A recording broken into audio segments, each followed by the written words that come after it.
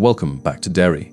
Episode 2 of IT Welcome to Derry just dropped, and trust me, this one doesn't just expand the lore, it infects it. Tonight, we're breaking down every hidden clue, every spine-chilling theory, and every small detail that connects straight to Pennywise the Dancing Clown himself.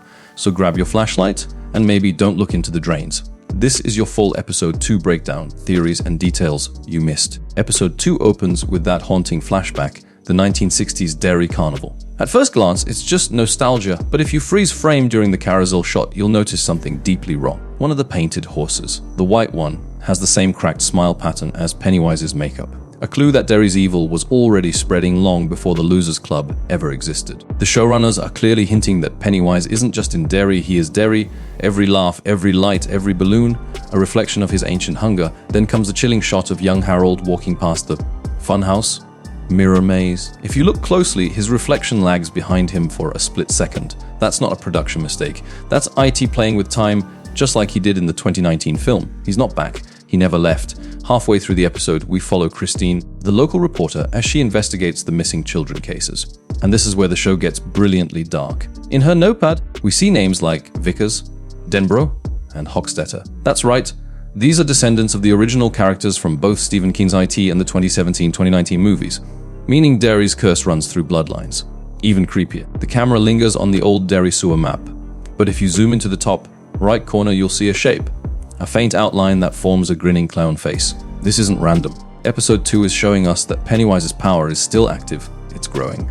And remember that red balloon that floated out of the storm drain during the episode's midpoint? That balloon wasn't CGI, it was shot practically to make it feel more unnatural, almost like it's breathing, a tiny detail. But it adds that eerie realism that fans of King's universe crave. Now, let's talk about the campfire sequence, the moment the group of teens tells the story of the man who floated. This scene feels like filler, but it's anything but.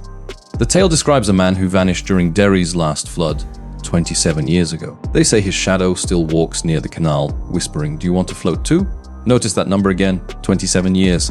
That's the exact feeding cycle of Pennywise. So episode 2 may actually be showing us the start of his reawakening. And when the camera pans to the fire, look closely. The flames flicker in the shape of 3 vertical red lines. That's the same mark carved on the wall in episode 1, the one that fans theorized represents Pennywise's eyes. Could it be his symbol, a way of marking his territory before he returns in full force? The emotional heart of episode 2 centers around the missing girl, Lucy. Throughout the episode, she's described as the one who smiles when she's scared. And in the final act, that line pays off horrifically. When Christine finds Lucy's missing poster, there's a faint smudge over her mouth, like smeared lipstick. Moments later, Christine finds a red balloon floating in the middle of the hallway, and the balloon pops silently. The camera pans down, and written in blood are the words "SMIL far me e." That's when you realize Lucy didn't just disappear, she's been invited to float. Now, let's dive into the theories. There's a growing fan theory that Welcome to Derry is setting up Pennywise's origin story, not just as a monster, but as a manifestation of trauma. If you recall the therapy scene in episode 1, the psychiatrist said, "Evil doesn't die in Derry, it reincarnates through memory." That single line could mean the IT we know isn't a single creature, but an energy that passes from person to person. Could one of our main characters become the next Pennywise, even wilder? The red balloon that appears in every episode, each one is tied to a different victim's soul. If true, that means episode 2's silent balloon was Lucy's, marking her transition from missing to taken. The ending is nightmare fuel. Christine follows a noise into the abandoned Derry library basement. There's dripping water, faint laughter, and that familiar echo, beep beep, Richie, except Richie's not here, not yet. That voice, that's IT mocking her and us. As she shines a flashlight, the beam lands on an old painting, Pennywise's first circus poster. It reads, the laughing man since 1723. If that date sounds random, it's not. 1723 is 27 years before the recorded founding of Derry, meaning Pennywise existed before Derry ever did. That single moment flips the entire mythos on its head. We're not watching how Pennywise haunted Derry, we're watching how Derry was created by Pennywise. Then, as the flashlight flickers, a pair of glowing yellow eyes appear behind Christine. Cut to black. No music. Just the faint sound of children laughing. He's awake. Episode 2 of Welcome to Derry just confirmed what fans feared. This isn't a simple prequel. It's an origin story for evil itself. Next week's teaser hints at something massive.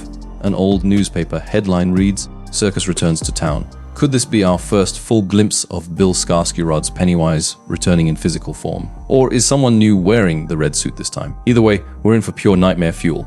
So, what do you think?